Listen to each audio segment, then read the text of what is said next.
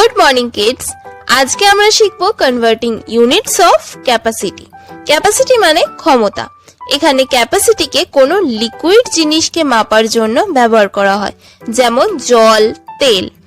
ক্যাপাসিটির দুটি ইউনিট হয়ে থাকে, নাম্বার 1 লিটার মানে এল, নাম্বার 2 মিলিলিটার মানে ml। এবার আমরা লিটারকে মিলিলিটারে অথবা মিলিলিটারকে লিটারে কনভার্ট করার জন্য দুটো ফর্মুলা শিখবো।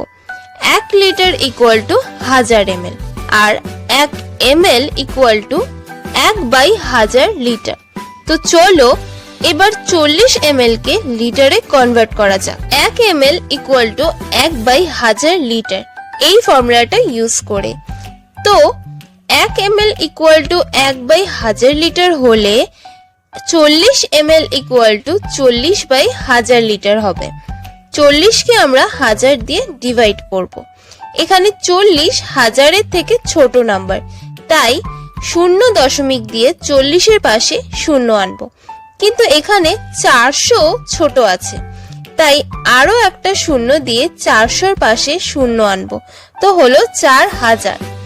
1000 4-এ 4000। তো 40 ml ইকুয়াল টু 0.04 লিটার। এবার আমরা 4.6 লিটারকে ml এ কনভার্ট করব। 1 লিটার ইকুয়াল টু 1000 ml, এই ফর্মুলাটা ইউজ করে। তো 4.6 ইন্টু 1000, তো 1000 কে গুণ করব 4.6 দিয়ে। প্রথমে 6 দিয়ে আমরা মাল্টিপ্লাই করব। 6 গুণ 0 ইকুয়াল টু 0 0 0 এবং 6 একে 6। এবার 4 দিয়ে আমরা মাল্টিপ্লাই করব।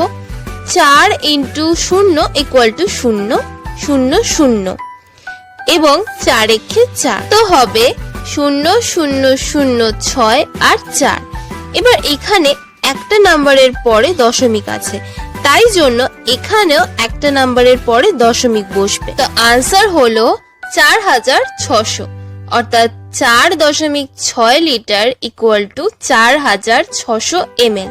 তো আজকের জন্য এইটুকুই। ততক্ষণের জন্য হ্যাপি লার্নিং এন্ড বাই।